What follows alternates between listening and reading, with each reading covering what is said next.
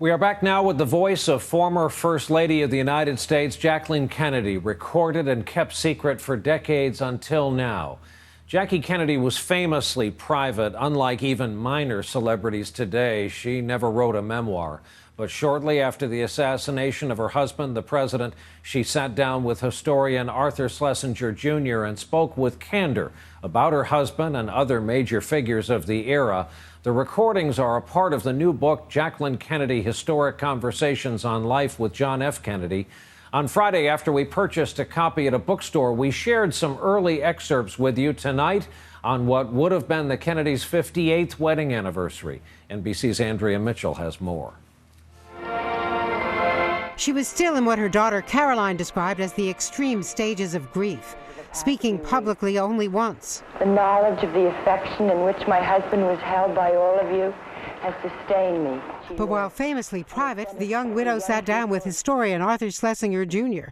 and secretly recorded her most personal thoughts for posterity. But it's just not as simple as that story sounds. In sharp contrast to the formal White House guide. I think every First Lady should do something in this position to help the things she cares about. This Jacqueline Kennedy paints an intimate family portrait.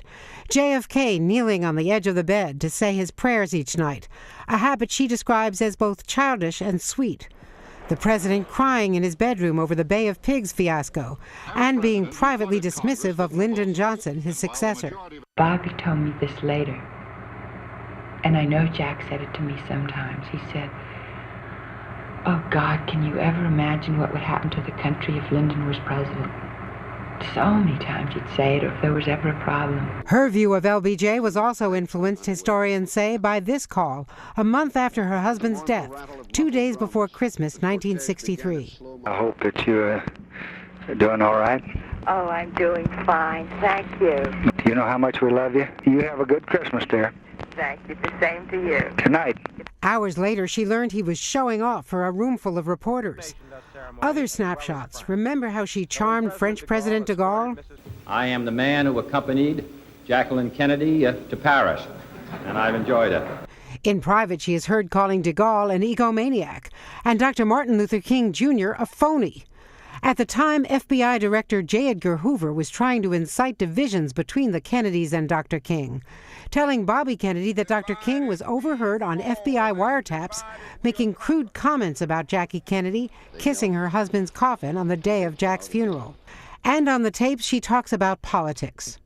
I mean, in politics, things do change so quickly, and Jack would never, he'd often say that, never get in anything so deep that you've lost all chance of conciliation. The book's most poignant moments are about family. A 3-year-old John Jr. is asked, "What happened to your father?" He answers, "He's gone to heaven." And Jackie, at the height of the Cuban Missile Crisis, describes pleading with her husband not to evacuate the family to Camp David, telling him she wants to die with him rather than live without him. Andrea Mitchell, NBC News, Washington.